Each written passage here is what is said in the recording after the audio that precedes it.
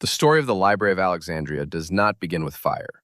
It begins with a dream, one so ambitious, so impossibly grand, that even today, thousands of years later, its echoes continue to haunt us. For the dream of Alexandria was not simply to store knowledge, but to understand the entire world. It was a dream that extended beyond continents, beyond cultures, beyond the boundaries of nations and languages. It was the dream of gathering everything humanity had ever known and everything humanity could ever know and holding it in one place, a single lighthouse of wisdom, shining over a sea of ignorance. And like the flame of a lighthouse, it guided countless minds. It illuminated the ancient world. It sparked the beginnings of science, mathematics, astronomy, linguistics, medicine, philosophy, disciplines we now take for granted. And then suddenly, that flame vanished. For centuries, the Library of Alexandria has lived in our imagination as a symbol of paradise lost, a place that held the manuscripts of forgotten civilizations, the secrets of ancient technologies, the dreams of thinkers whose names we will never know, a place where humanity reached for the infinite, and a place where that reach was cut short. But what was actually lost? What was destroyed when the library fell? What ideas disappeared with it? What knowledge, if preserved, could have changed the world we live in today? What inventions might have come centuries earlier? What diseases might have been cured? What wars avoided? How different would humanity be if the greatest library of the ancient world had survived? To understand the fall, we must first understand the rise. Imagine the Mediterranean in the 4th century BCE, a patchwork of kingdoms, empires, and city-states, all vying for power. Into this landscape marched a young man from Macedon, barely 20 years old, who would soon become one of the most legendary figures in history, Alexander the Great. Unlike other conquerors, Alexander did not simply take land. He spread ideas. Greek philosophy, Persian administrative systems, Egyptian science, Babylonian astronomy. Wherever he went, cultures mixed, knowledge traveled, and new worlds emerged. He dreamed of uniting the scattered wisdom of humanity under one horizon. When Alexander died at the age of 32, his empire fractured, but his vision endured. One of his generals, Ptolemy I, took control of Egypt, and it was Ptolemy who decided that Alexandria, Alexander's city by the sea, should become not just a capital, not just a port, but the intellectual center of the world. He built a sanctuary of learning, the Museion, the Temple of the Muses. Attached to it was a library unlike anything the world had ever seen. The ambition was staggering. The Ptolemies wanted every book in existence, every poem, every scientific treatise, every historical chronicle, every play, every commentary, everything written by any civilization they could reach. Ships arriving in Alexandria were searched for manuscripts. Travelers were questioned about books they carried. Works were copied, translated, cataloged. Manuscripts from Athens, from Persia, from Judea, from India, from the lands of the Nubians and beyond, all flowed into Alexandria like rivers feeding an ocean. The library became a living organism, growing and expanding, its collections swelling into the hundreds of thousands of scrolls. But a library is more than scrolls. It is people, and Alexandria attracted the greatest minds of the ancient world. Imagine walking through its colonnades. You might see Euclid, the father of geometry, explaining the logic of lines and angles. Down another hall, Eratosthenes calculates the circumference of Earth with astonishing accuracy, using nothing but shadows and curiosity. In another courtyard, medical scholars dissect human bodies to understand the brain and the pulse. In the gardens, poets compose verses. In the observatories above, astronomers chart the sky and debate the movement of planets. Knowledge was not static. It was not stored merely to be preserved. It was dissected, challenged, improved, rewritten. The Library of Alexandria was not a museum of old ideas. It was a factory of new ones, and its discoveries were centuries ahead of their time. Ideas we think of as modern often began there. There were whispers of heliocentric theory, sun-centered astronomy, long before Copernicus. There were mechanical devices, steam-powered toys, early automata, machines that moved on their own. There were sophisticated works on optics, mathematics, medicine, botany, geography, history, linguistics, and philosophy. But perhaps the greatest contribution of Alexandria was its belief that knowledge belonged to all humanity, not just to kings, not just to priests, not just to a single nation. This belief was revolutionary. Yet with every great light, there is a shadow. Alexandria's brilliance made it a target. Its wealth, its strategic location, and its influence drew the ambitions of generals, emperors, and religious leaders. And so began a slow decay, carried out not in a single catastrophe, but in a series of blows, each one taking a piece of the library, each one dimming its flame. The first great tragedy came during the Roman civil wars, when Julius Caesar found himself trapped in Alexandria. Under siege, Caesar ordered the burning of the Egyptian fleet. The flames spread. Ancient authors disagree on how far the fire reached, but many describe the loss of vast storehouses of scrolls near the harbor, collections destined for the library. Whether the main building was damaged or only its satellite collections, the blow was devastating. The library survived, but wounded. Decades later, under Roman rule, the library faced new pressures. Political turmoil, economic strain, shifting priorities, all eroded its foundations. Yet it endured. It always endured. Scholars still studied there. Scrolls were still copied. Knowledge still flowed. But then came the rise of religious conflicts in the empire, conflicts that would reshape the ancient world. Alexandria became a battleground of ideas, not philosophical as before, but ideological. A city once proud of its tolerance began to fracture. Different groups vied for power, each determined to control the cultural heart of the city. The library, once seen as a treasure, was now seen by some as a threat, a relic of paganism, a symbol of Greece's intellectual dominance, a place filled with works that contradicted emerging orthodoxies. The death of Hypatia, the brilliant mathematician and philosopher, marked one of the darkest moments in this conflict. Her murder by a mob signaled not just the silencing of a single mind, but the silencing of an age. The library associated with her circle, the daughter library in the Serapeum, was destroyed around the same time. The last spark of Alexandria's ancient intellectual tradition flickered and began to fade. The final blow came centuries later, during the Muslim conquest of Egypt. Historical evidence is debated. Some say the Great Library had already vanished by then, but the belief that its last remnants were burned during this period became part of popular memory. Whether true or not, the story reveals something deeper. The ancient world's greatest symbol of knowledge had become, in the minds of people across time, something fragile enough to be destroyed by war, politics, and ignorance. But the real tragedy is not how the library fell. It is what we lost when it did. Imagine entire plays by Greek tragedians that existed nowhere else. Entire scientific treatises by mathematicians whose breakthroughs we may never rediscover. Histories of civilizations that left no other trace. Medical knowledge based on experiments centuries ahead of their time. Technological inventions that could have jump-started revolutions long before the industrial age. Thousands of years of accumulated wisdom erased. Think of how long it took humanity to rediscover basic truths. The Earth's circumference was known in Alexandria with remarkable accuracy.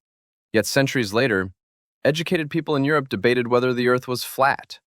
The distance to the sun, the movement of planets, the fundamentals of optics and mechanics, all explored in ancient manuscripts, only to be rediscovered painfully much later. And then ask yourself, what else did we lose? What ideas never resurfaced? What inventions were centuries premature? What diseases might have been cured earlier? What maps drawn more accurately? What philosophies refined? What wars avoided? How many generations lived in darkness because a lighthouse was extinguished? If the library had survived, humanity's timeline might look radically different. The Renaissance might have occurred 1,000 years sooner. The Industrial Revolution might have preceded the fall of Rome. Perhaps electricity, steam engines, printing presses, telescopes, antibiotics, perhaps all of them would have emerged centuries earlier.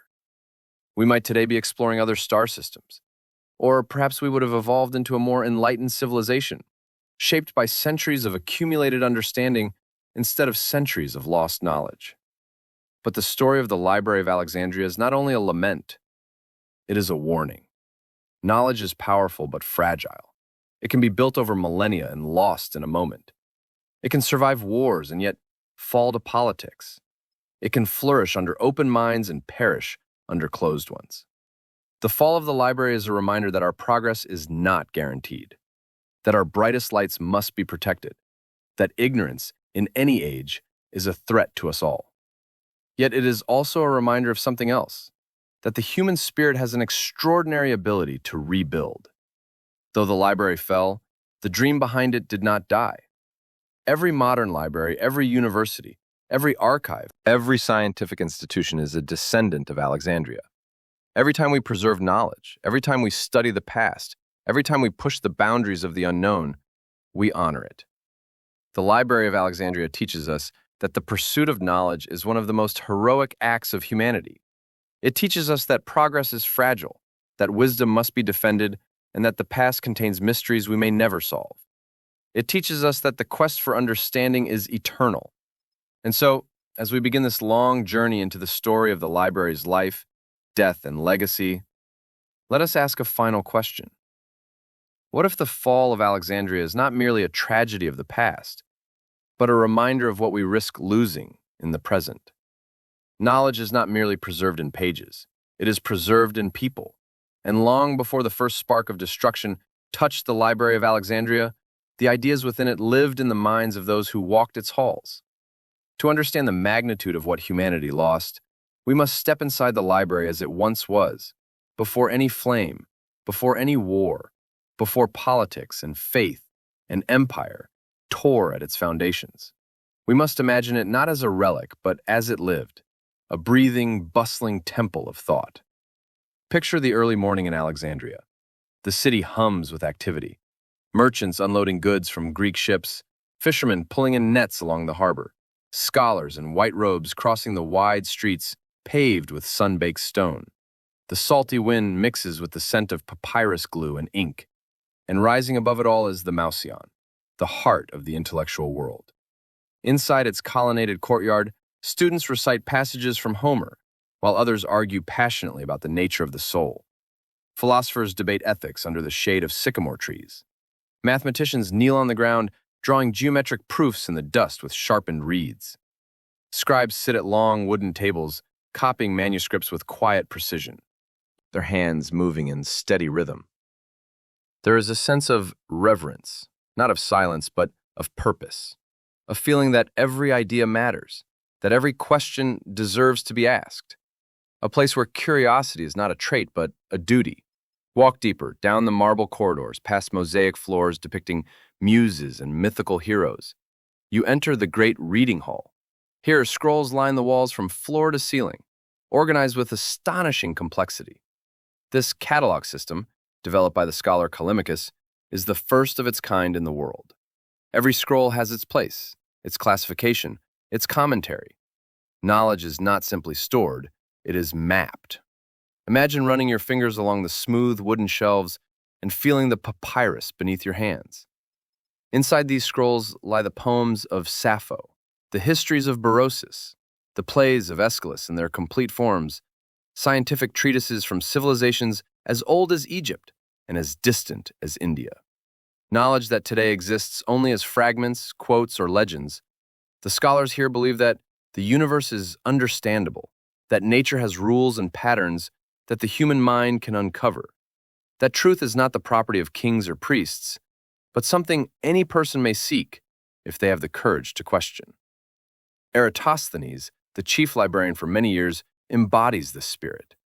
He is a man of unquenchable curiosity, refusing to specialize in a single field. He studies geography, astronomy, mathematics, poetry, linguistics. He is the first to use the word geography, the writing of the earth. He invents a system of latitude and longitude, essentially creating the framework for modern mapping. He calculates the tilt of Earth's axis, estimates the distance to the sun and moon, and writes about the continents and oceans with clarity unmatched in his day. But his most famous achievement begins with shadows. One day, Eratosthenes receives a report from Syene, modern Aswan, stating that at noon on the summer solstice, the sun shines directly down a deep well, illuminating the water at the bottom. This means the sun is directly overhead. In Alexandria, however, on that same day and same hour, a vertical obelisk still casts a shadow. Most people would shrug at this. Eratosthenes sees an opportunity. If the Earth is flat, both places should experience the sun the same way. But if the Earth is curved, the difference in shadow lengths reveals that curvature. By measuring the angle of the shadow in Alexandria and knowing the distance between the two cities, a distance measured by professional walkers hired by the Ptolemies, Eratosthenes calculates Earth's circumference. His answer is astonishingly accurate, within a few percent of modern measurements. This moment alone reveals the brilliance of Alexandria. A simple observation, a shadow, combined with logic, becomes a discovery about the entire planet. It shows that humans can understand the world not by myth or decree, but by reason. Yet, Eratosthenes is just one of many. In another wing of the library, Herophilus dissects the human body, mapping the brain, identifying the difference between nerves and tendons, describing the pulse in relation to the heart. His work on anatomy is so detailed that it would take nearly 2,000 years for medicine to return to such precision. Elsewhere, Aristarchus of Samos studies the heavens and proposes a radical idea. The sun, not the earth, is at the center of the cosmos. His heliocentric model is dismissed by many, but preserved in Alexandria, waiting for its rediscovery millennia later by Copernicus. In still another chamber, Ctesibius and Hero experiment with mechanics, creating devices that seem like magic.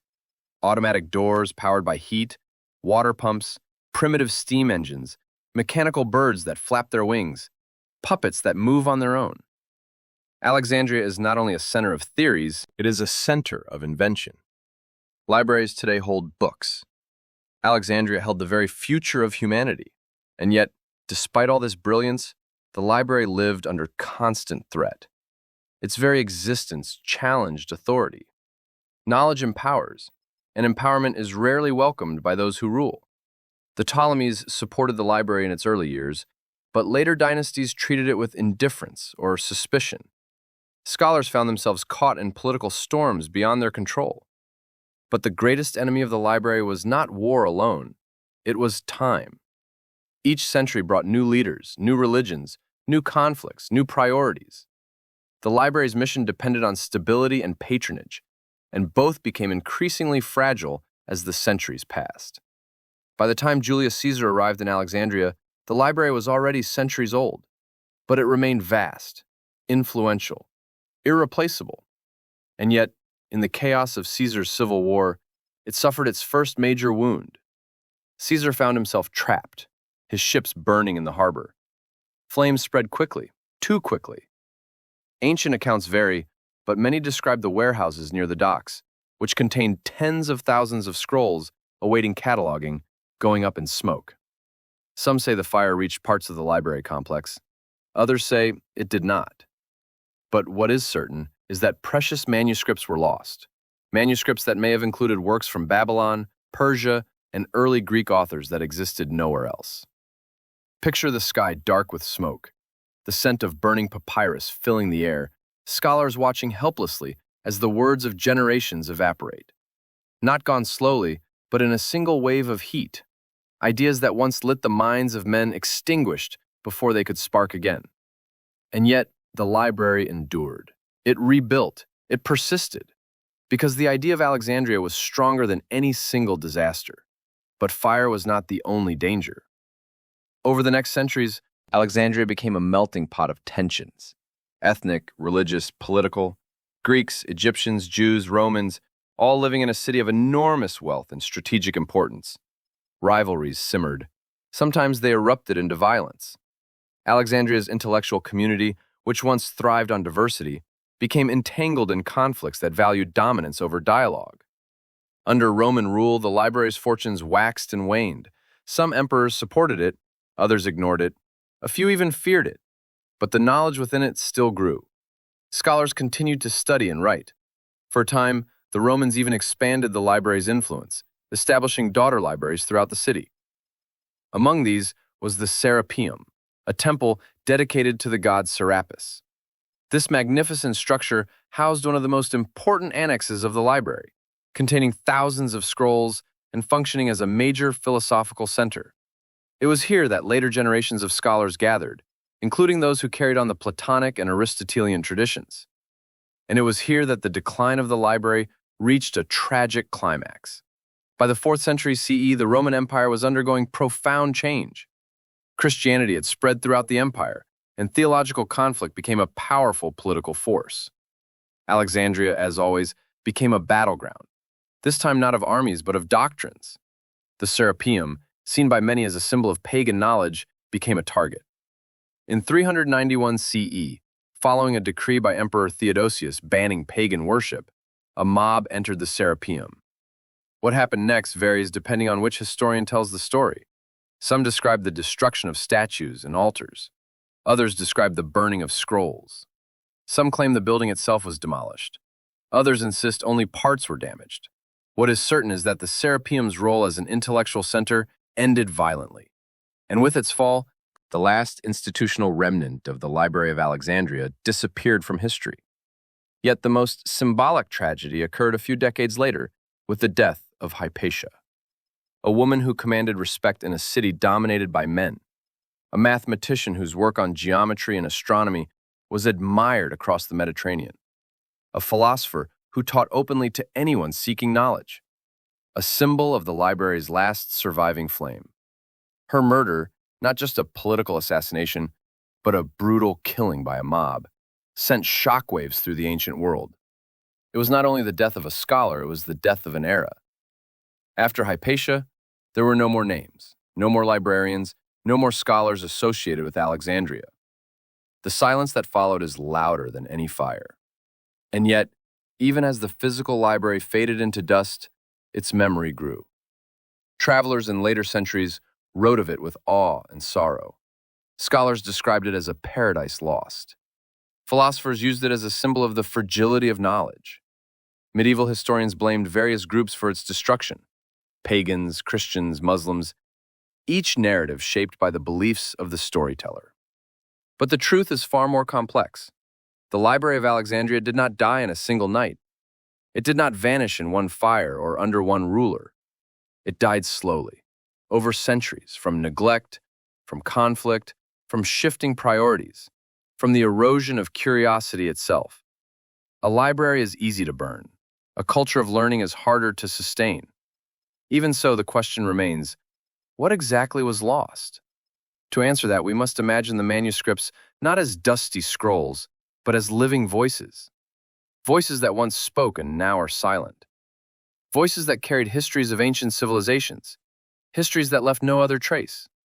Scientific discoveries centuries ahead of their rediscovery. Philosophical ideas that might have reshaped entire belief systems. The complete works of playwrights whose surviving fragments tantalize us with glimpses of genius. Medical knowledge based on rigorous observation rather than superstition. Think of the countless scrolls containing data. Observations of stars, climates, rivers, diseases, plants, that centuries of modern scientists could have used. Think of the literary works, epics, tragedies, comedies, poems, that might have transformed world culture if preserved. Alexandria was not merely a library, it was the memory of the ancient world. And when a memory is lost, everything built upon it becomes less certain, less stable, less complete. But perhaps the greatest loss was not any single text. The greatest loss was the ethos of the library, the belief that knowledge should be gathered, shared, debated, questioned, pursued relentlessly. In many ways, the modern world is an attempt to rebuild that ethos. Universities, research centers, scientific institutions, all trace their lineage to Alexandria. But even now, the library's story warns us how easily knowledge can be distorted, suppressed, destroyed. We live in a world where information is abundant, but truth is fragile. Where books are plentiful, but understanding is rare. Where technology advances rapidly, yet wisdom struggles to keep pace. Alexandria reminds us that progress is not guaranteed, that history does not move in a straight line, and that knowledge, no matter how vast, can be lost. And yet, even in its fall, Alexandria offers hope, because although the library died, the idea of the library lived on. It survived in the hearts of scholars who fled the city, carrying fragments of knowledge to new lands. It survived in the works of later civilizations that preserved and expanded upon ancient writings. It survived in every generation that dared to ask questions, to challenge authority, to seek truth. Alexandria is not merely a place, it is a belief that humanity can rise above ignorance, that our species can understand the universe, that progress is possible if we choose it. As we continue this journey into the lost world of the Library of Alexandria, let us look deeper, not only at what was destroyed, but at what endures. The library's fall is a tragedy, yes, but it is also a lesson, one written not in ink, but in the very arc of human civilization.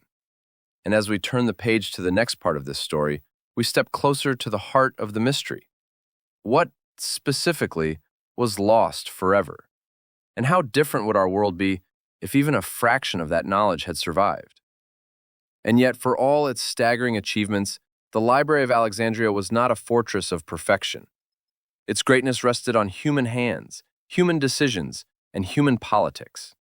Three forces that have toppled even the mightiest institutions in history.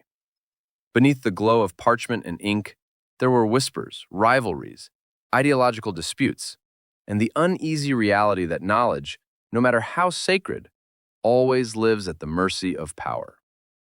Every scroll stored in the library's towering halls was protected not by magic, but by the fragile agreement of empires, monarchs, and generals who, whether from ambition or insecurity, could become its undoing. Even in its prime, the library's survival was never guaranteed. It stood at a crossroads of military strategy and political ambition, an irresistible, fragile treasure that carried as much symbolic power as intellectual wealth. Its location in the bustling harbor meant that its walls were bordered by fleets of war, and its scrolls lay dangerously close to the ambitions of conquerors who valued glory more than wisdom. The scholars knew this.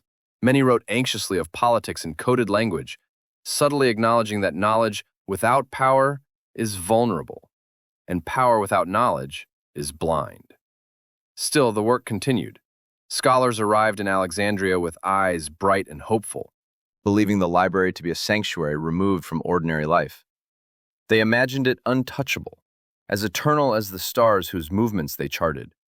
Yet even as they penned their treatises and copied their manuscripts, some sensed the tremors of approaching instability. Egypt was changing. Empires rose and crumbled like sandcastles on the Mediterranean shore. Kings died, generals fought, borders shifted, and with each political tremor, the future of the library trembled with it. But the scrolls remained, for now. The scholars still debated late into the night, still cataloged the mysteries of the world, still believed, perhaps with a touch of naivete, that truth was stronger than war. They recorded everything, from the number of days in a year to the number of bones in the human body, each discovery stored with the quiet hope that it would survive beyond the fragility of human generations. And in this way, the library became more than a place. It became a promise that knowledge could outlive the chaos of the world. This promise inspired those who journeyed great distances to Alexandria, sometimes walking for months, crossing harsh deserts, or sailing treacherous seas, all to study within the library's luminous halls. These travelers were not always wealthy or powerful. Some were humble scribes, others wandering philosophers with worn sandals and threadbare cloaks. Some arrived with brilliant ideas, others with questions that would shape their lifetime. What united them was a belief in something greater than themselves, a belief that through understanding the world, they could change it. The library rewarded their devotion. Here they found fellow seekers, lively debate, and an environment that elevated intellectual courage as highly as military valor. Yet, even among the scholars, not all was harmony. Rival interpretations of science or philosophy could ignite fierce arguments. Entire schools of thought clashed, each vying for recognition in the intellectual hierarchy of the ancient world. Some scholars worked tirelessly to preserve old traditions. Others sought radical innovations that threatened established knowledge. These intellectual battles sometimes turned personal, even bitter, but the library welcomed them all. It recognized that progress is rarely born from agreement. It grows in the sparks between opposing ideas. The tension between tradition and innovation made the library alive, vibrant, unpredictable, and creative. Despite these lively debates, there remained a shared sense of reverence for the space itself. Scholars, no matter their disagreements, understood that they were custodians of something irreplaceable. As they walked the colonnades or gently handled the scrolls, they were reminded that they were part of a chain much larger than themselves, linking the knowledge of the past to the possibilities of the future. This shared reverence helped maintain unity, even in moments of sharp division. It was as if the library itself imposed an unspoken rule. Ideas may clash, but the pursuit of truth must endure. Still, there were those who viewed the library with suspicion. Some saw it as a threat to traditional authority, a place where ideas could challenge the foundations of society. Others feared the influence of foreign scholars and the mixing of cultures. There were mutterings among certain political factions that the library gave too much freedom to thinkers whose ideas did not align with the ruling ideology. Such fears would eventually shape the library's fate. For when politics enters the realm of ideas, it often does so with a heavy hand. Meanwhile, outside the serene halls of study, Alexandria grew in population and complexity. Its streets bustled with traders, fishermen, musicians, philosophers, thieves, soldiers, and merchants from every corner of the Mediterranean. The city, like the library, was a grand experiment in diversity. But unlike the library, it was also vulnerable to economic turmoil, famine, and political violence. Public unrest could spill into violence with little warning. And because the library was not just a building but a symbol of culture, of learning, of elite knowledge, it often became a political lightning rod. The scholars noticed these social tensions, even if they tried to ignore them. In the quiet of their lecture halls, they could still hear the distant shouts of political rallies, the echoes of marching soldiers, and the murmurs of crowds demanding justice, food, or change. Some wondered if their pursuit of knowledge was a luxury the world around them could not sustain. Others believed that knowledge was the very thing that could stabilize society, but most simply continued their work, as scholars often do, trusting that wisdom ultimately prevails over chaos. But wisdom alone cannot save a library from fire or swords. And the Library of Alexandria would soon face forces that cared little for knowledge, forces driven by power, ambition, fear, and misunderstanding.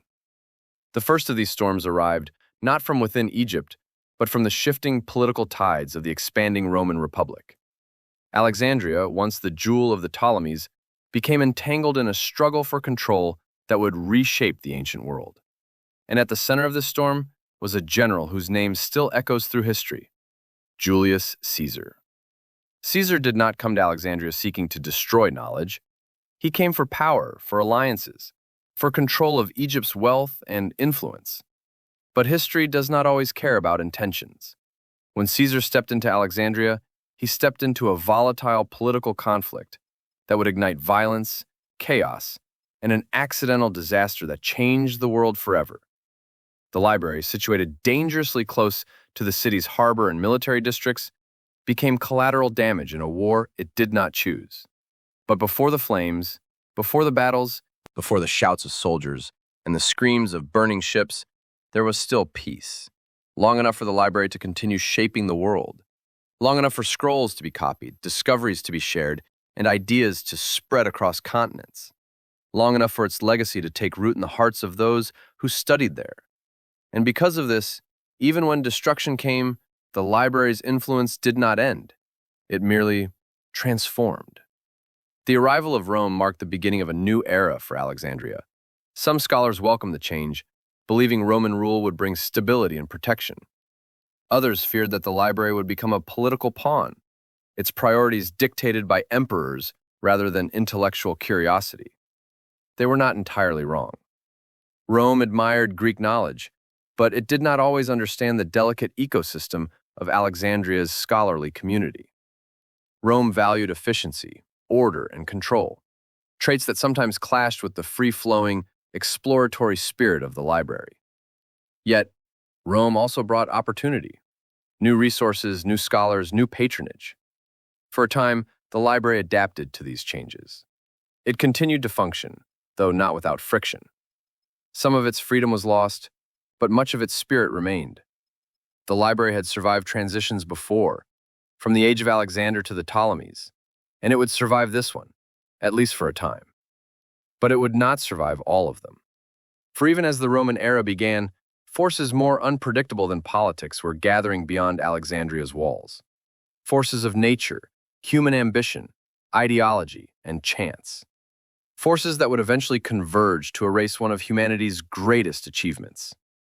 But before that tragic convergence, there were still scholars climbing the steps of the library, still children learning to read from its manuscripts, still astronomers watching the stars from its roof, still poets dreaming of new worlds, still mathematicians drawing diagrams in dust and sand. The library lived, it breathed, it inspired, and its presence shaped not only the scholars of its time, but the entire ancient world. It is this living memory of the library, this echo of brilliance, that makes its fall all the more devastating. For what humanity lost was not just a building, nor even a collection of scrolls. It lost a piece of itself, a piece of its potential, a piece of its dream. And as Rome tightened its grip on Egypt, that loss crept closer. The winds shifted, the whispers grew louder. The library's fate approached, carried not by one disaster, but by many. A chain of events, some accidental, some intentional, some misunderstood, would erode the library bit by bit, century after century, until its light faded from the world. But before the darkness, there is more history to unfold, more voices to hear, more warnings to uncover. For the next chapter of this story, the beginning of the library's unraveling, is as dramatic as any battle in ancient history. It involves war, politics, betrayal, fire, and the unstoppable march of empire. And it begins when Caesar steps into Alexandria with an army behind him and ambition in his heart. Caesar's presence in Alexandria arrived like a knife through silk, swift, bold, and impossible to ignore. The city, already tense from internal dynastic conflict, reacted to his arrival with a mix of curiosity, suspicion, and fear. Alexandria had seen powerful men before. It had hosted kings, generals, philosophers, and conquerors. But Julius Caesar was different. He carried with him not just the authority of Rome, but the momentum of a man who believed destiny bent toward him. And destiny, when paired with ambition, is a dangerous companion. Caesar's initial goal was not conquest. It was resolution. Egypt was entangled in a civil war between the young pharaoh Ptolemy XIII and his sister Cleopatra VII. Caesar, seeing an opportunity to extend Roman influence, chose to intervene. And so Alexandria became the stage for political theater, where alliances were forged behind gilded doors and betrayals whispered in shadowed corridors. The library, though not a political participant, stood uncomfortably close to the unfolding drama, like an innocent bystander pulled into a quarrel far beyond its control. Cleopatra understood the power of knowledge better than most rulers of her time. Fluent in multiple languages, educated in philosophy, astronomy, and politics, she recognized the library not just as a symbol of Egypt's intellectual supremacy, but as a repository of power. Ideas could sway nations as much as armies, and Cleopatra, ambitious and brilliant, knew how to wield both. Her alliance with Caesar, a partnership that would become legendary, was not built solely on charm or romance, but also on shared intellect and political strategy. Together, they rebalanced power in Egypt, but the cost of their struggle would ripple far beyond the throne. The library watched these events unfold, its scholars uneasy. They had survived political changes before, but this conflict felt different. This was not a mere shift in royal succession, it was the collision of two great worlds, the intellectual legacy of the Hellenistic age and the rising authority of Rome. Sparks were inevitable, and where there are sparks, there is fire. War came to Alexandria with the force of a storm. Clashes erupted in the streets, the harbor filled with Roman soldiers and Egyptian forces locked in deadly confrontation. Ordinary citizens fled or hid in shuttered homes. Scholars, usually so detached from the affairs of war, found themselves close enough to hear the clash of steel and the shouts of men fighting for control of the city. Some prayed that the conflict would pass without reaching the library's sacred walls. Others feared that the worst had already begun. The fateful moment arrived in the Egyptian harbor. A decision that seemed tactical, almost routine, yet carried consequences far beyond what any general could have predicted. Caesar, seeking to block the Egyptian fleet and protect his position in the palace district, ordered his men to burn the ships docked in the port. The flames spread quickly, consuming wood, sails, tarring ropes, and the bustling waterfront with a ferocity fed by dry winds from the desert. The blaze leapt from ship to pier, from pier to warehouse, and from warehouse to the surrounding buildings. Alexandria's harbor district became an inferno, and among the structures caught in this unplanned catastrophe were the storage depots that held part of the library's vast collection. These depots, filled with precious scrolls awaiting cataloging and distribution, lay dangerously close to the flames. Historians still debate the exact extent of the damage, but the ancient testimony is clear. Thousands of scrolls were destroyed. Knowledge, carefully copied, lovingly collected, painstakingly preserved, vanished in smoke that billowed into the Mediterranean sky. The scholars who witnessed the destruction described it as watching the breath of the world being sucked away. It was not just paper that burned, it was memory. It was discovery. It was the work of generations. The library itself may not have been entirely destroyed in this first great fire, but the blow was devastating. The loss was immediate, irreversible, and heartbreaking. Even Caesar, upon learning of the spread of the flames, is said to have regretted the destruction. But regret, no matter how sincere, could not bring back what the fire had consumed. In the aftermath, Alexandria mourned quietly. The citizens focused on rebuilding their homes and lives. The scholars grieved in silence, knowing that entire collections, whole intellectual threads, had been cut forever. Yet they did not give up. The library, wounded but not destroyed, continued its work. Scrolls were recopied, scholars returned, students resumed their studies. The rhythms of intellectual life resumed, though a shadow now lingered over every classroom, every lecture, every archival chamber. They knew, perhaps for the first time, that the library was mortal. Caesar eventually left Alexandria, leaving Cleopatra in power and securing Roman influence over Egypt. Peace returned to the city, though it was a fragile peace. The library still stood, still taught, still dreamed. But the wound of the fire had exposed a truth that could no longer be ignored. Knowledge is fragile. Even the greatest repository of human thought could be undone in a single night by the flicker of flame and the ambition of men. Time moved forward. New scholars replaced old ones. New discoveries were made, and new scrolls filled the shelves. For a generation or two, the library regained some of its former vitality. Yet the political climate had changed. Alexandria was now tethered to the fate of Rome, and Rome itself was heading into an age of upheaval. Civil wars, power struggles, and the eventual rise of emperors who wielded absolute authority. These political storms, though distant at first, would eventually reach the library's doors. But even as the geopolitical landscape shifted, the scholars of Alexandria continued their pursuit of truth. They observed the skies, studied the properties of light, analyzed the structure of plants and animals, and debated the nature of existence. In their persistence, they quietly defied the instability around them. Their resilience was a form of resistance, proof that knowledge could endure in the face of chaos. Yet even this resilience had limits. Generations after Caesar's fire, a new threat arose, one not of war but of ideology. A philosophical movement began sweeping the Roman world, questioning old traditions, old gods, old ways of thinking. As different schools of thought clashed, some began to see the library not as a sanctuary, but as a symbol of competing worldviews. This ideological tension would eventually erupt into open conflict, and the library would once again be caught in the middle. Still, the library lived on. It adapted. It survived Caesar. It survived internal strife. It survived political turbulence. But the forces gathering beyond its walls were different now, more insidious, more unpredictable. They came not with swords and torches, but with intolerance, zealotry, and the belief that truth must be enforced rather than discovered.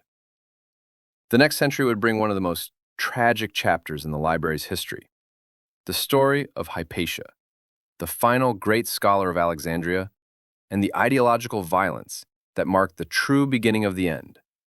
Her life, her brilliance, and her brutal death would become symbols of the struggle between knowledge and power, reason and fanaticism.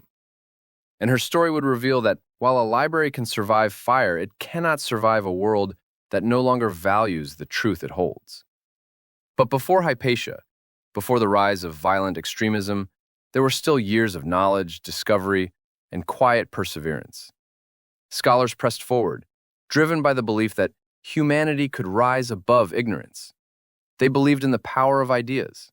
They believed in the permanence of wisdom. They believed that the library, despite everything, would endure. They were wrong, but they could not have known it. And perhaps it is better that they didn't, for in their hope, they left behind a legacy far greater than any single building, a legacy that continues to inspire the world today. The decades following Caesar's departure unfolded like a slow exhale, a period in which Alexandria tried to reclaim the rhythm of its former brilliance. The library continued to function, not with the boundless optimism of its earliest centuries, but with a kind of quiet determination.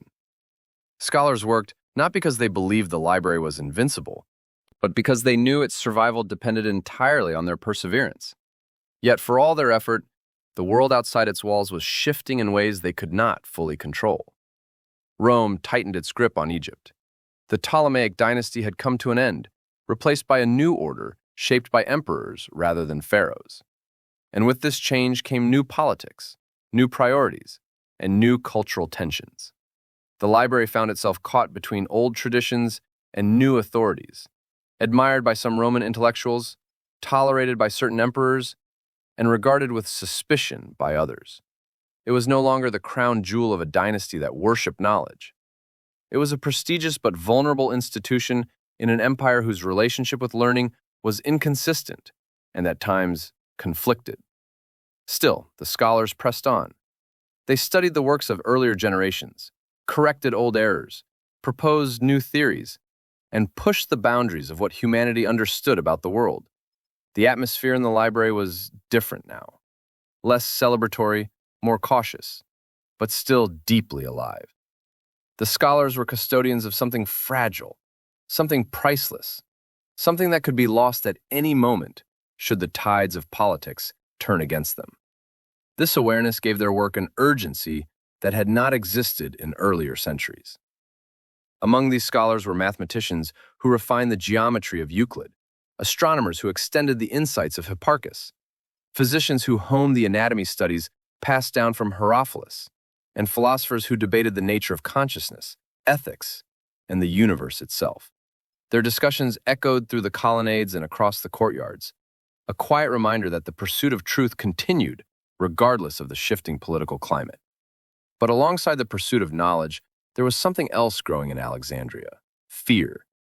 Not an overt fear, but a subtle, creeping anxiety. Conversations that once flowed freely became more guarded. Scholars began choosing their words more carefully. Some avoided writing on subjects that might offend certain political or religious factions. Others left Alexandria altogether, seeking quieter, safer places to continue their studies. The library still lived, but it was living under pressure, like a flame protected from a growing wind. This growing tension was fueled by changes happening throughout the Roman Empire. The old religious traditions were losing influence. New belief systems were emerging, some peaceful, some intolerant, some passionately devoted to reshaping society according to new principles. These ideological transformations were not inherently destructive. Change itself is not the enemy of knowledge. But certain factions within this shifting landscape began to view the library and its teachings as threats, symbols of a past they sought to erase. Knowledge, after all, does not exist in a vacuum. It exists in the minds of people, and people live in societies shaped by belief, fear, hope, dogma, and conflict. And when a society begins to fear what knowledge represents, a library becomes more than a building. It becomes a battleground. Despite these tensions, the library continued to attract thinkers. Its reputation still drew students from across the Mediterranean, young, eager minds who saw Alexandria as a place of transformation. They came to learn, to explore, to ask questions that would have been forbidden in their home cities. Some stayed only a few years, others dedicated their lives to study. Many returned home, carrying the seeds of knowledge that would later influence countless cultures. One of these young seekers arriving generations after Caesar's fire, would eventually grow into one of the greatest figures in the library's final chapter, a woman whose name still resonates through history, Hypatia. But before her story could unfold, Alexandria had to undergo another painful transformation, one fueled by political instability, economic hardship, and the slow erosion of tolerance. The Roman Empire, increasingly troubled by internal division and external pressure, was drifting toward crisis. And Alexandria, ever diverse, ever passionate, became a microcosm of that turmoil. Factions formed, rivalries intensified, religious disputes turned into street fights, and the library, sitting at the crossroads of intellectual, cultural, and religious life, once again found itself dangerously exposed. During this precarious era, the museum, the larger institution that housed the library, began to lose imperial support. Funding dwindled, maintenance faltered. The once generous patronage that had filled its shelves and sustained its scholars waned under emperors more interested in military victories than philosophical exploration. Some scholars remained dedicated, but their numbers decreased. The vibrant energy that had characterized the library's golden age dimmed. The scrolls still lined the shelves, but fewer hands came to study them. The lecture halls still stood, but the debates were quieter, more hesitant. And yet, in this fading light, brilliance still emerged. Hypatia, born into a scholarly family, was raised not in the shadow of the library's decline, but in the glow of its remaining beauty. Her father, Theon, was one of the last great mathematicians associated with the library. He taught her not only mathematics and astronomy, but also resilience, clarity of thought, and the belief that knowledge itself was a form of freedom. Under his guidance, Hypatia blossomed into a scholar of extraordinary insight. Her intellect was unmatched, her presence commanded respect. She lectured openly in Alexandria, drawing crowds of students who admired her clarity, her courage, and her ability to illuminate difficult ideas with grace and precision. In an age where women were often excluded from intellectual life, Hypatia became a symbol of what the human mind could achieve when unfettered by narrow expectations. But her brilliance would not protect her. If anything, it placed her directly in the crosshairs of the ideological battles tearing Alexandria apart. The city was becoming more polarized. Political leaders used religious factions to strengthen their own power. Extremists used fear to expand their influence. And throughout it all, Hypatia, rational, independent, and respected by leaders from multiple communities, became both a unifying symbol and a target. She represented reason in an age of turmoil, dialogue in an age of shouting, inquiry in an age of dogma. To many, she was a beacon. To others, she was a threat. The library, though diminished, still existed in some form during Hypatia's lifetime. It still housed scrolls, it still hosted lectures, it still stood as a physical testament to centuries of human achievement. But it was no longer the invincible institution it had once been. It was vulnerable, and the forces that threatened it were not external armies, but internal tensions. These tensions reached a breaking point in the early 5th century when political leaders and religious extremists collided in a struggle for control of Alexandria. And in this struggle, Hypatia's influence, her relationships, and her reputation became weapons wielded by her enemies. The tragedy that followed would not only claim Hypatia's life, it would signal the beginning of the final unraveling of Alexandria's intellectual heritage.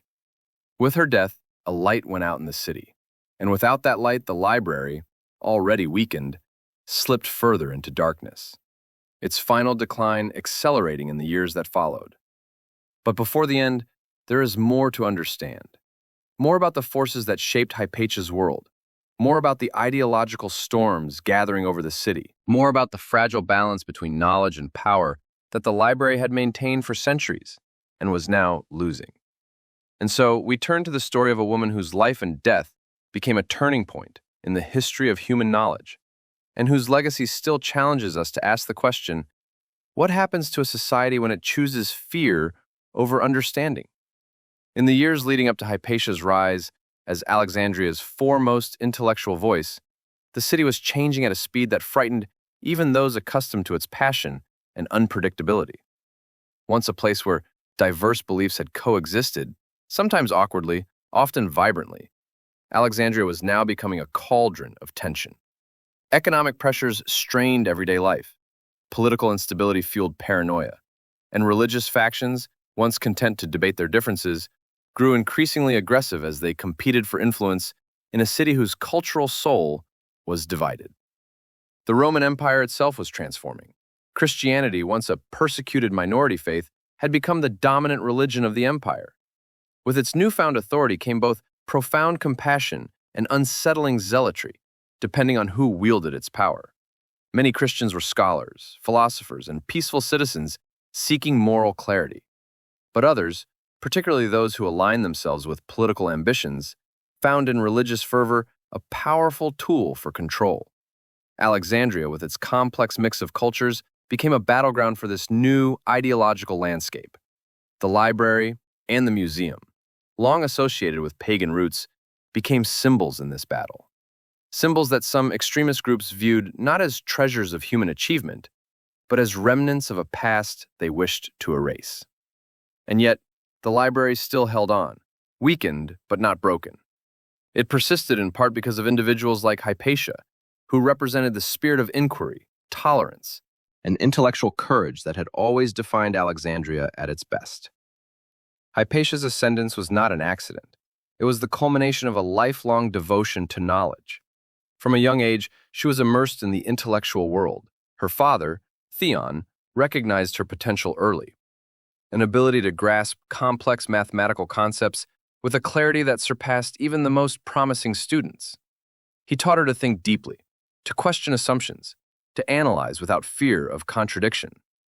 And in a world where many believed that women were unsuited for advanced study, Hypatia proved them wrong, simply by existing. Her education did not stop at mathematics. She delved into astronomy, philosophy, mechanics, and logic. She became fluent in the works of Plato, Aristotle, and Plotinus, synthesizing their ideas in ways that captivated her students. She wrote commentaries, revised earlier works, and contributed original insights to the study of conic sections and planetary motion. These were not merely academic pursuits. They were acts of preservation and expansion, ensuring that the knowledge carried across centuries would not vanish in the chaos of her own lifetime. When Hypatia began teaching publicly, she drew crowds from across Alexandria. Her lectures were held not in secret chambers or small classrooms, but in open spaces where anyone, regardless of background, could listen. She spoke with clarity, authority, and humility, transforming complex ideas into elegant truths. Students from every faith and social class gathered around her. Pagans admired her commitment to Hellenistic traditions. Christians respected her intellect and her refusal to engage in sectarian conflict. Political leaders valued her counsel. Ordinary citizens simply found her presence inspiring. This broad respect made Hypatia a rare figure in Alexandria, someone able to bridge divides in a fractured city. But that same ability also made her dangerous to those who sought power through division. Factions that thrived on hostility could not tolerate a figure who promoted reason over fear, dialogue over dogma, cooperation over control. And so, as Alexandria became increasingly polarized, Hypatia found herself at the center of a conflict she neither sought nor encouraged.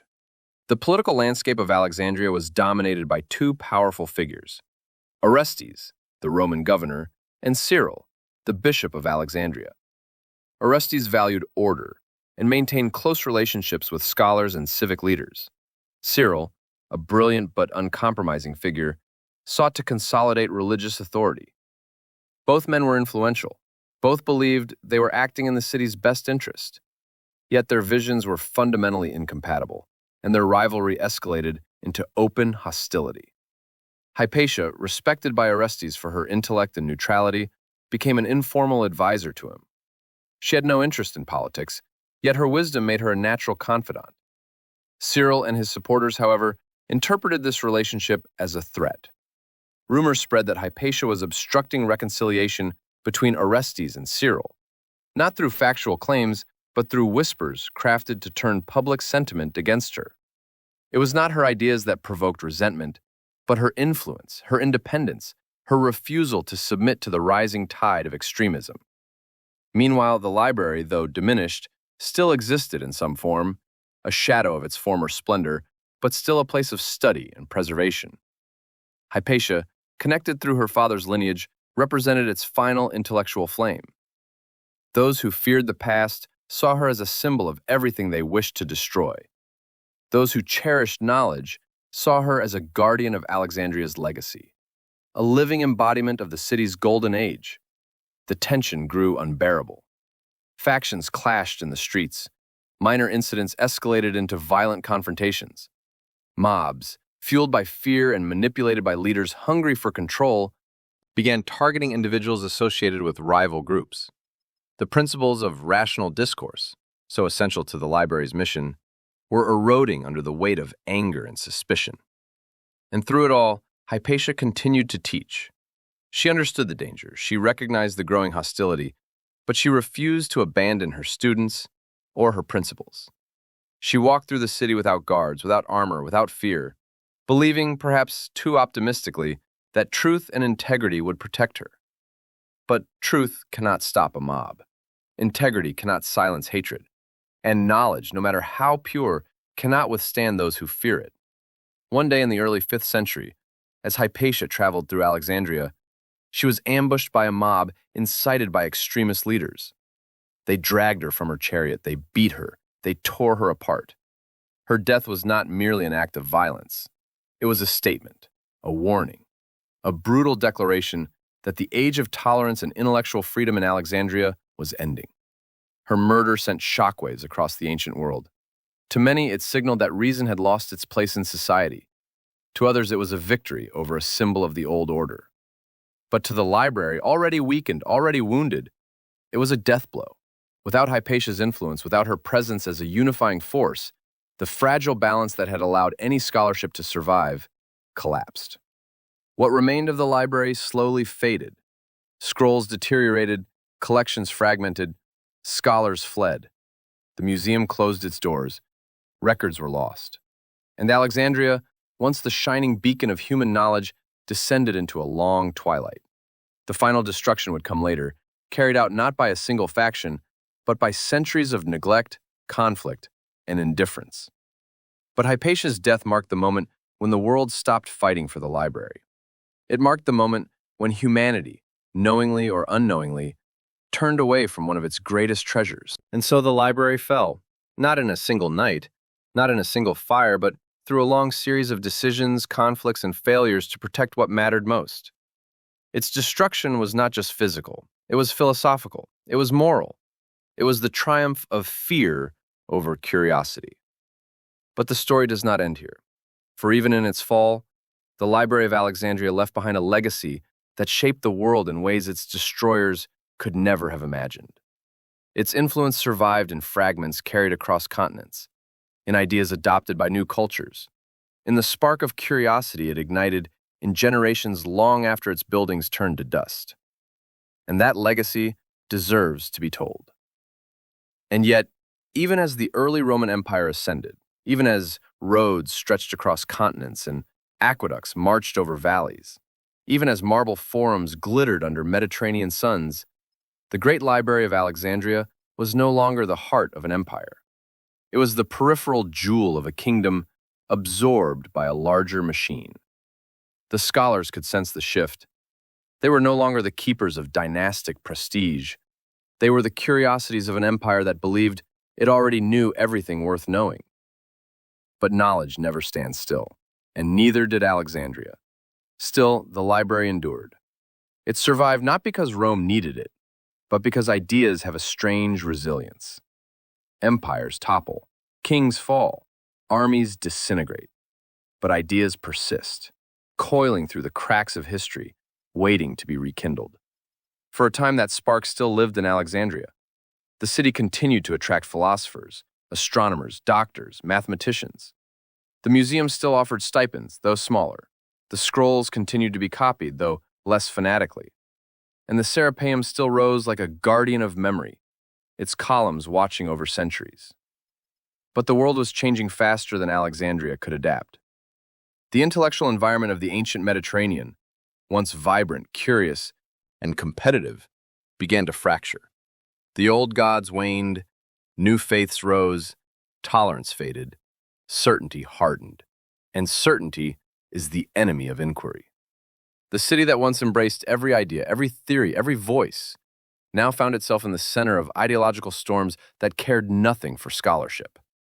The library's greatest strength, its openness, would soon become its greatest vulnerability. Generosity fades under fear, curiosity shrinks under dogma, and the world in all its turbulence was beginning to turn inward. The library had survived political upheaval, economic decline, military occupation, and indifference. But the next waves of history would be different. These would not merely neglect knowledge, they would battle it. They would challenge the very idea that knowledge should be free, that ideas should circulate, that truth should be pursued for its own sake. They were ideological waves. In Alexandria, cosmopolitan, intellectual, diverse, outspoken Alexandria would stand directly in their path. But even as the ideological seismic shifts of the late Roman world began to shake the foundations of the empire, the scholars continued their work. They cataloged the stars, studied the motion of the planets, examined diseases, analyzed literature, debated philosophy. They lived as though knowledge could hold back the tides, as though the power of reason could silence the chaos beyond the library walls. The truth is that they were fighting a losing battle, because knowledge to survive requires more than brilliance. It requires protection, and Alexandria, for all its glory, had run out of protectors. Yet the story was not finished, not yet. There were still centuries of struggle ahead, centuries that would shape not only the fate of the library, but of the entire intellectual world. The fire, when it finally came, would be only one moment of a much longer tragedy. But before the flames, before the sackings, before the erasures, there was a final act of fragile brilliance, a last flowering of Alexandrian thought that would echo into the medieval world, whispering through scholars who would inherit fragments of its legacy without ever knowing the full magnitude of what had been lost. Those final scholars stood like the last leaves of a withering tree, still catching the sun, still rooted in ancient soil, still believing that the world could be illuminated by reason. Among them was a woman, one of the most remarkable minds of antiquity, a woman whose fate would become entwined with the fate of the library itself. Her name was Hypatia, a mathematician, a philosopher, an astronomer, a teacher whose clarity of thought drew students from across the Mediterranean, a symbol of intellectual freedom in an age that had begun to reject it. She had inherited a fragile tradition, a flickering flame in a world growing darker, and she carried it with courage, refusing to bend to the rising tides of fanaticism.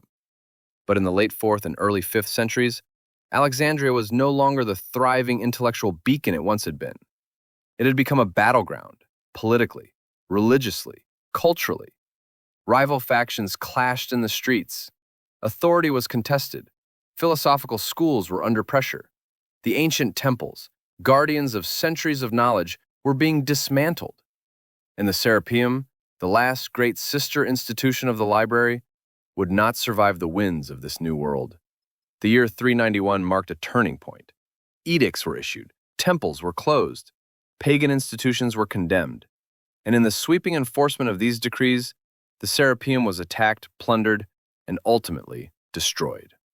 Whether the scrolls inside had already been removed or lost, or whether some final remnants perished with the building, we do not know. But symbolically, the Serapeum's fall was the death of the last major visible remnant of Alexandria's ancient scholarly world. Hypatia continued to teach. She continued to defend the fading traditions of Greek philosophy.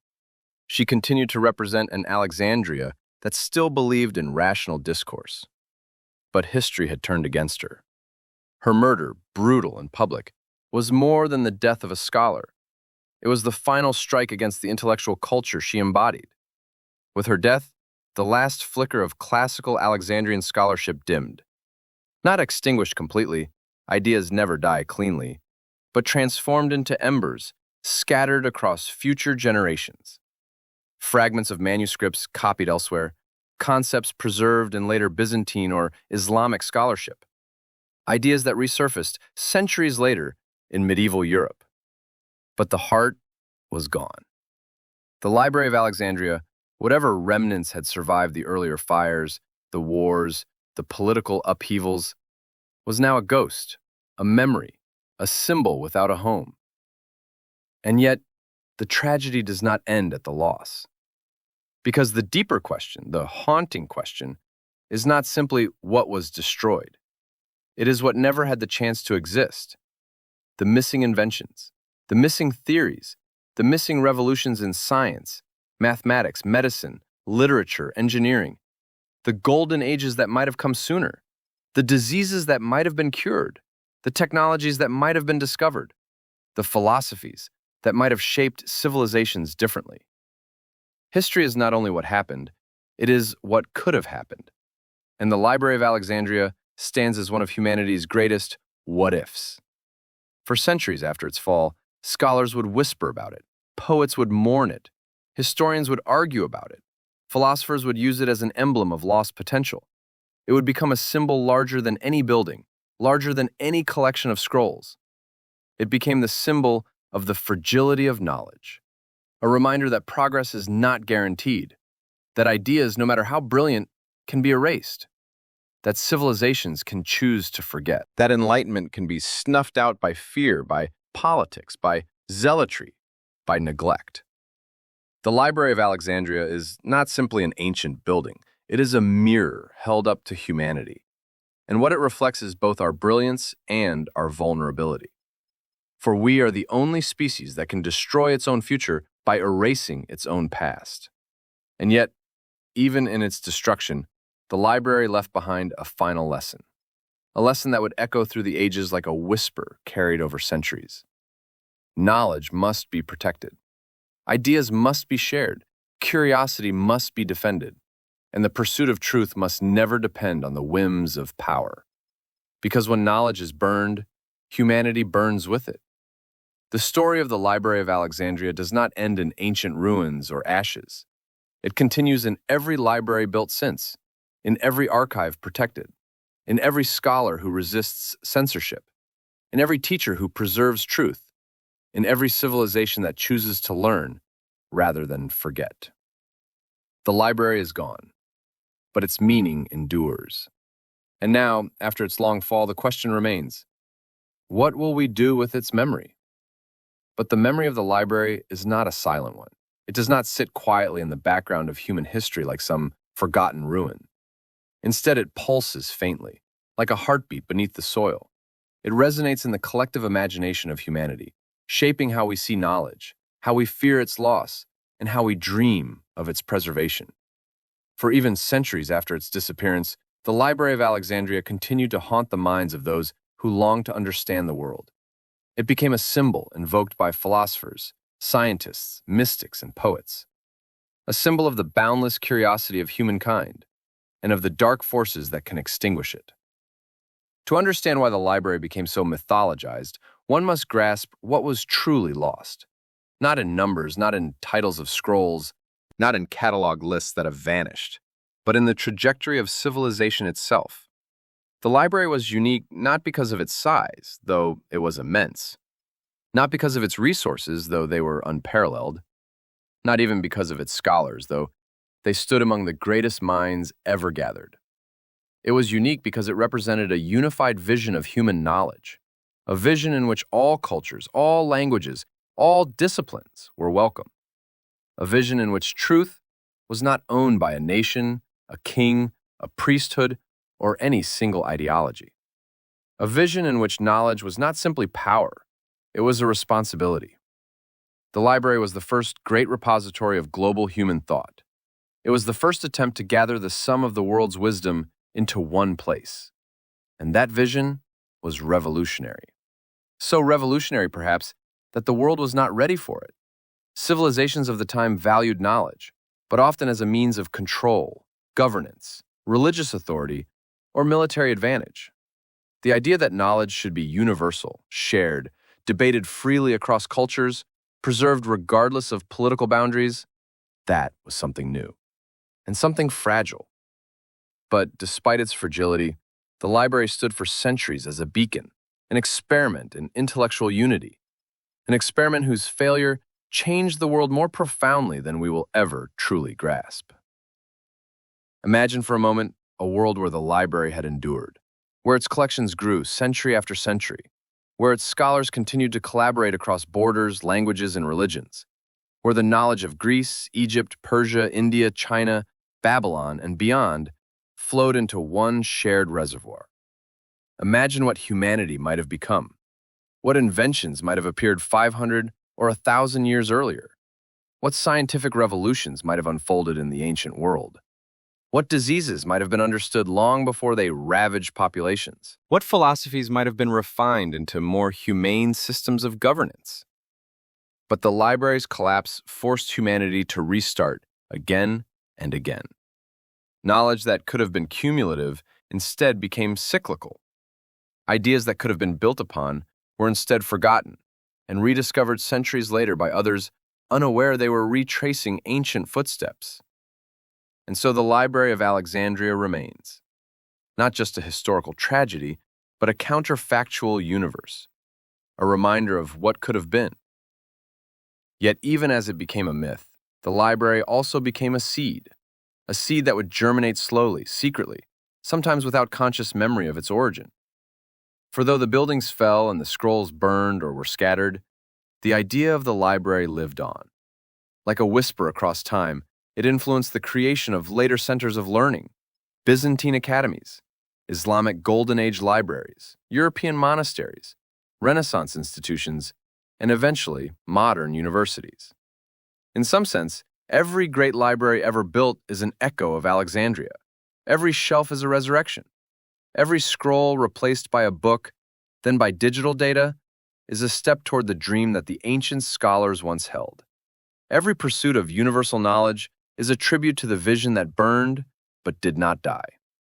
It is easy to believe that the destruction of the library was total, that everything within it vanished forever. But history rarely operates in absolute losses. Ideas slip through cracks. Manuscripts survive through unlikely means.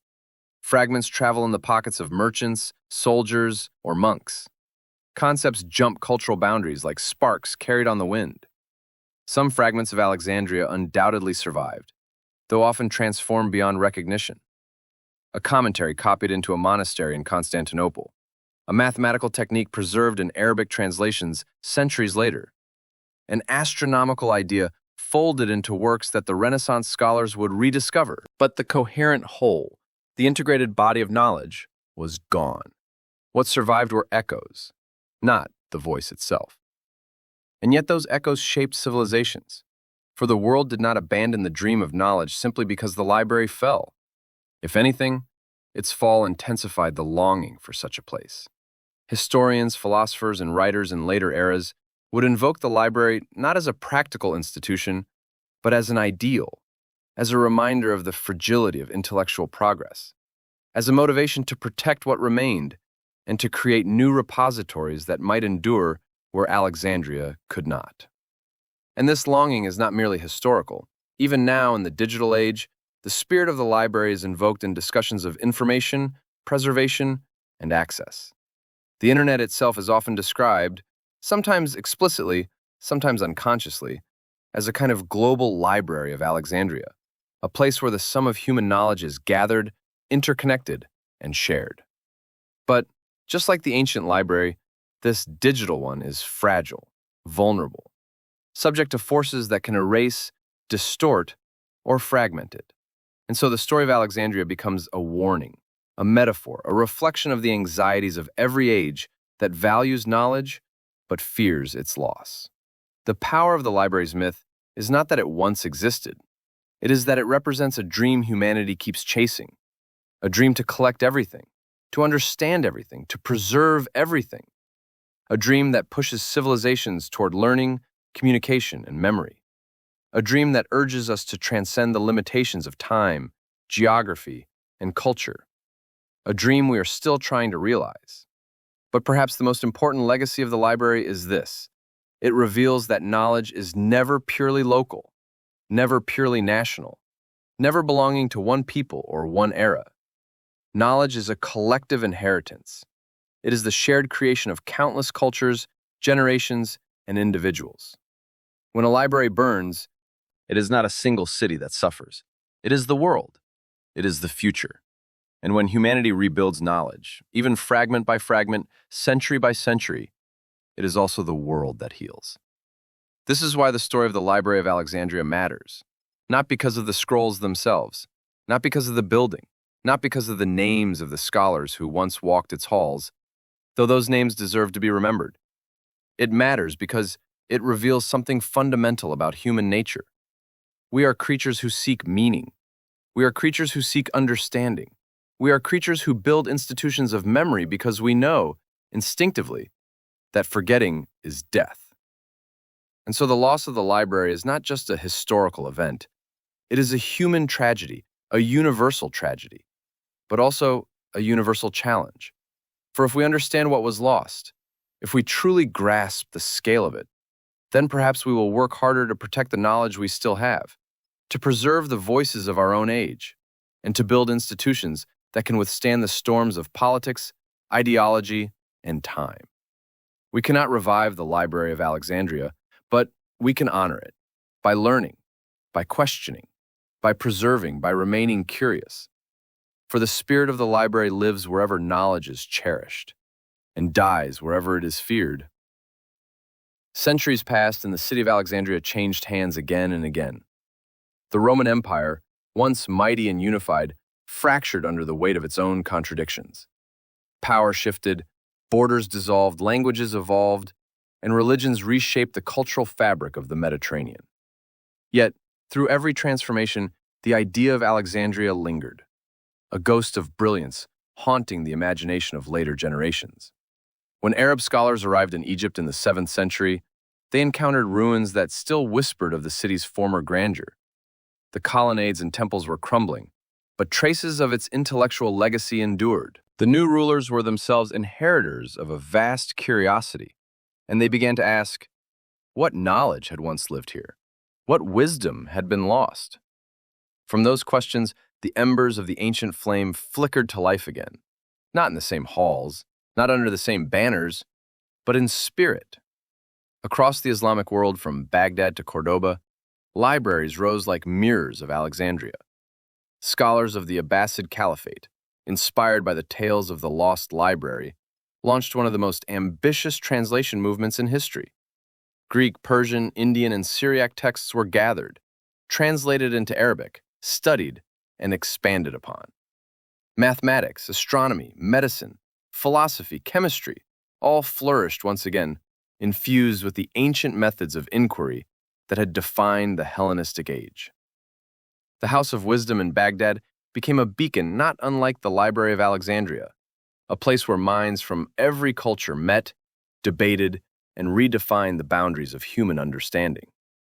And yet, this revival was not simply imitation. It was transformation. Because every great rebirth carries the memory of its ancestors, but never their exact shape. The scholars of the Islamic Golden Age did not just preserve Greek knowledge. They expanded it. They made it their own. They corrected, criticized, and reinvented it. Al-Kindi, Al-Farabi, Ibn Sina, Al-Hazan, and countless others extended the intellectual lineage of Alexandria in ways its founders could never have foreseen. Through their pens, the logic of Aristotle, the geometry of Euclid, and the astronomy of Ptolemy found new homes and new possibilities. It is one of history's most beautiful ironies that the Library of Alexandria, destroyed by flames and fanaticism, was reborn centuries later in the hearts of scholars who had never seen its walls. Its destruction became the seed of a new enlightenment.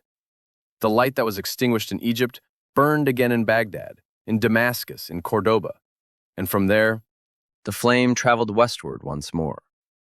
When Europe emerged from its own centuries of darkness, it was the translated works of those Islamic scholars, many of them originally drawn from Greek thought preserved in Alexandria, that helped ignite the Renaissance. Every age, it seems, inherits the library in its own way, sometimes consciously, sometimes unknowingly, but always the same dream resurfaces, that of a world unified by knowledge, rather than divided by ignorance. If we look closely, we can trace an unbroken thread from the halls of Alexandria to the libraries of Florence, the universities of Paris, the printing presses of Gutenberg, and the observatories of Galileo. That thread stretches further still, to the laboratories of Newton, the notebooks of Darwin, the equations of Einstein, the data streams of the internet age. Every scientist who asks why follows the footsteps of those ancient scholars. Every philosopher who asks how we know what we know echoes their debates. Every teacher who refuses to let curiosity die continues their rebellion against forgetfulness. The Library of Alexandria was more than a building.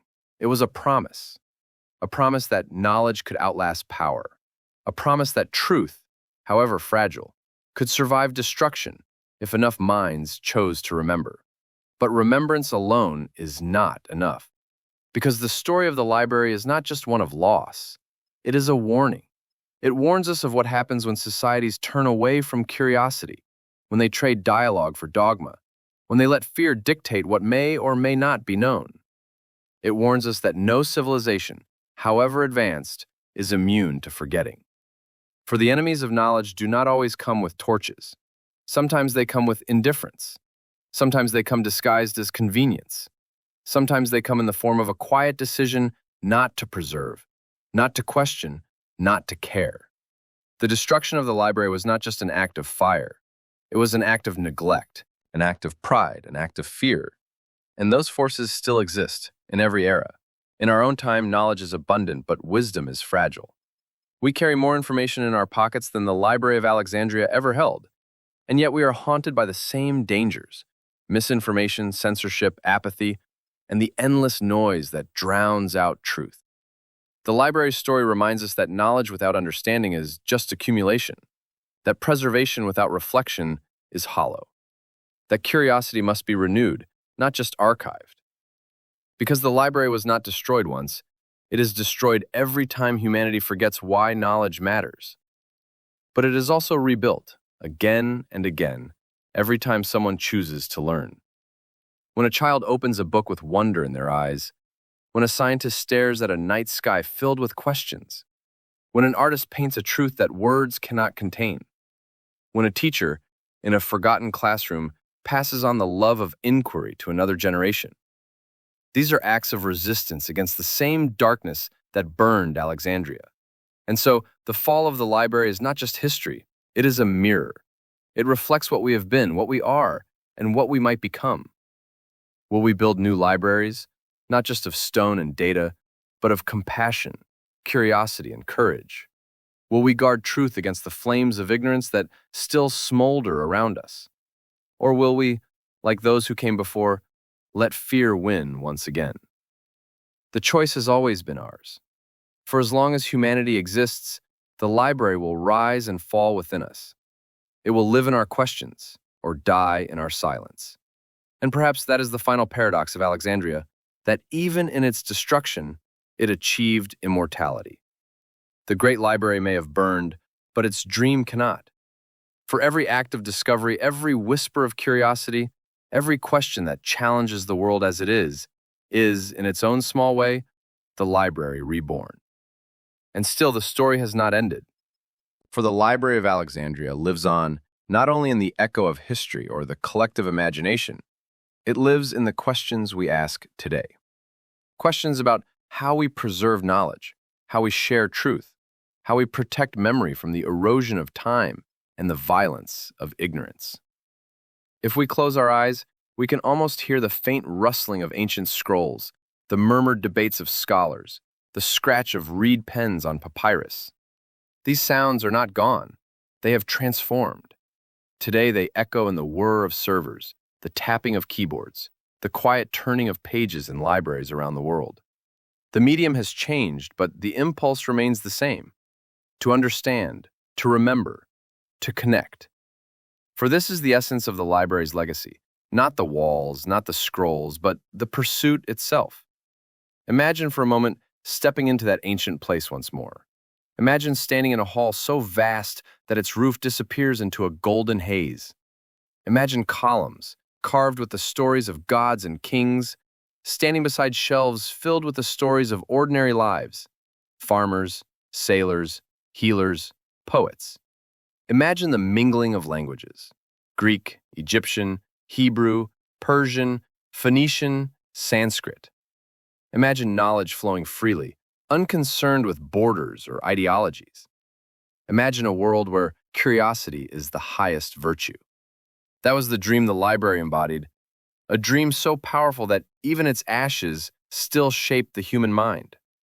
The scholars of Alexandria believed that the universe was a puzzle waiting to be solved, that nature had a language waiting to be translated, that humanity had a destiny written not by fate, but by reason.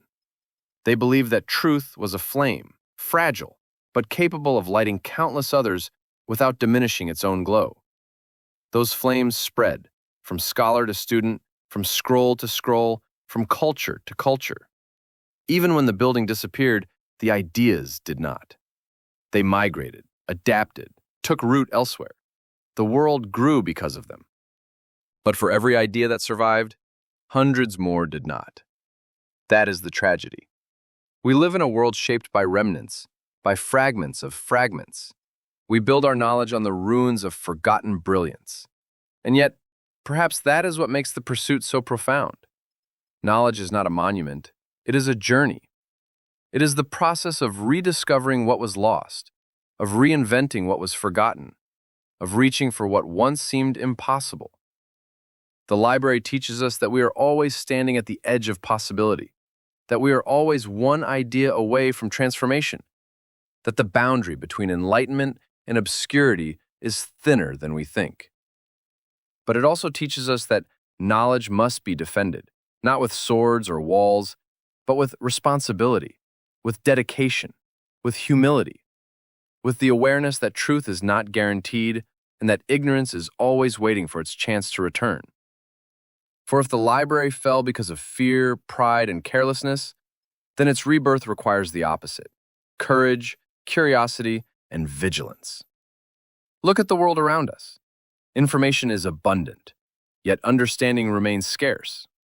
We have access to more data than any generation before us, yet we struggle to separate truth from deception, wisdom from noise. We are living through an age of both unimaginable enlightenment and unprecedented confusion. And so the lessons of Alexandria are more relevant now than ever. The library fell because people stopped valuing what it protected. It fell because power feared what knowledge could reveal. It fell because societies forgot the cost of ignorance. We stand at a similar crossroads today. We can choose to learn from the past or repeat it. We can choose to elevate truth or drown it in chaos. We can choose to build new libraries, living, breathing libraries of human connection and shared understanding. Or we can let them crumble through apathy. Every generation has its own Alexandria. Every generation decides whether to preserve it or destroy it. Perhaps the most haunting part of the library's story is this: no one realized they were living through a catastrophe until it was too late. No one knew that they were watching the slow collapse of one of humanity's greatest achievements. Only later did the world look back and ask, how could we have let this happen? How could we have lost so much? How did we not understand what was at stake? And those are the questions future generations may one day ask of us, unless we choose differently. Imagine a world where knowledge is truly cherished, where libraries, both physical and digital, are sanctuaries protected by collective will. Imagine a world where curiosity is not discouraged but celebrated, where truth is not feared but pursued, where understanding is not a privilege but a universal right. That world begins with us, with our choices, with our willingness to guard the flame that the scholars of Alexandria lit so long ago. For the Library of Alexandria is not just a tragedy of the past, it is a guide for the future.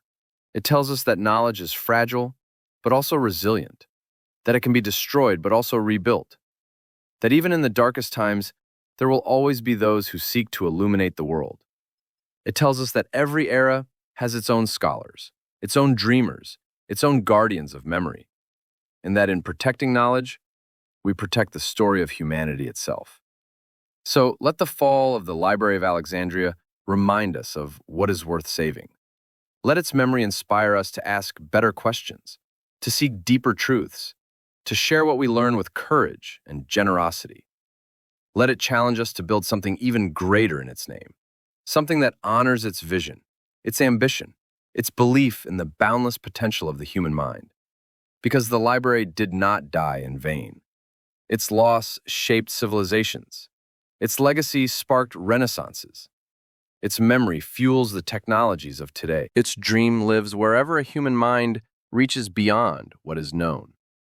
The fall of the Library of Alexandria was not the end of knowledge. It was the beginning of a promise that we will never stop seeking, never stop learning, never stop preserving the fragile brilliance of our collective understanding. And as long as we keep that promise, as long as curiosity survives, the library will never truly be lost. Its spirit walks with us into every future we choose to build. Its flame burns in every question we dare to ask. Its legacy endures in every truth that refuses to be forgotten. For knowledge is the light by which humanity finds its way. And the Library of Alexandria, though fallen, will forever be one of its brightest stars. Okay, if history matters to you, make sure you subscribe and stay with us.